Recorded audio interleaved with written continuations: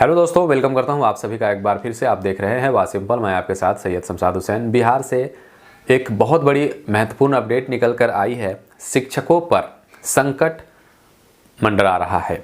आपको बता दें, ये न्यूज़ है जो उसको सुनकर कुछ लोग बहुत खुश हो जाएंगे तो बहुत लोग नाराज़ भी हो जाएंगे।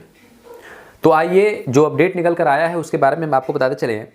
यहाँ पर जैसा कि आप को पता ही है कि बिहार में टीचर की वैकेंसी हो, बहाली हो, नियुक्ति हो, इसकी प्रक्रिया लगातार चल रही है। जिन लोगों ने भैया डीएलएड किया था उनकी तो बल्ले बल्ले है, जिन लोगों ने अभी टीचर के लिए जो नियुक्त हुए हैं उनके भी बल्ले बल्ले है। लेकिन बीएड वालों के लिए यहाँ पर जो संकट मंडरा रहा है वो क्या है, जिसके बारे में हम आपको अवगत कराते चले।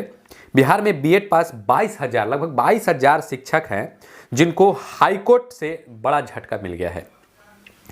अब ये जो इनकी लड़ाई चल रही थी उसमें इनको एक और झटका मिला है और ये बहुत बड़ा झटका है। इनका भविष्य पर समझ लीजिए कि संकट जो है मंडरा रहा है।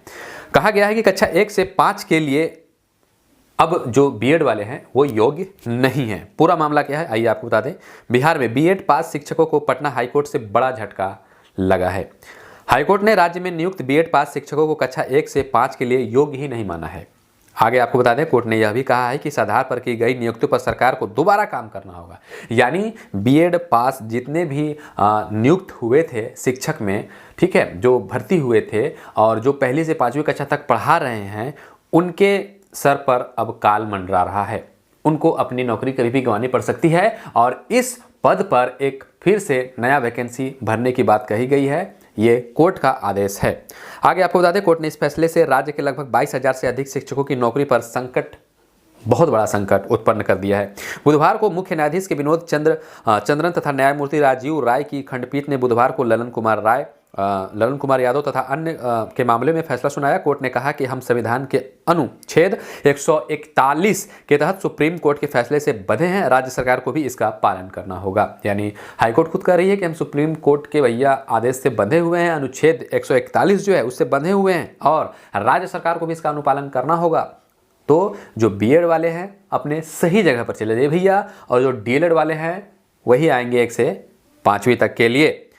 तो आगे आपको बता दें, राज्य सरकार को भी इसका पालन करना होगा। सुप्रीम कोर्ट इस मामले में पहले ही अपना फैसला सुना चुकी है और कहीं भी वो फेरबदल करने वाले नहीं है। तो तैयारी अपने आप मुकम्मल कर लीजिए और आगे बढ़ने की तैयारी में जुट जाइए। आगे आपको बता दें, कोर्ट ने कहा है कि सरकार ने छठे चरण में कक्षा 1 से 5 के लिए जिन बीएड पास उम्मीदवारों की नियुक्ति की है उसे अब नए सिरे से भरना होगा। यानी बीएड पास जितने भी जो नियुक्ति किए गए थे 1 से लेकर 5वीं तक, वो जो नियुक्त किए गए थे उसको हटा करके उस पद को नए सिरे से ऐड करना होगा जो उसके पात्र हैं डीएलएड वाले।